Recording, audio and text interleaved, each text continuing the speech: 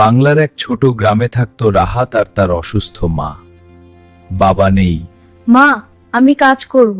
স্কুলে তাকে গরিব বলে অপমান করা হতো, কিন্তু সেদিন রাহাত চুপ থাকেনি।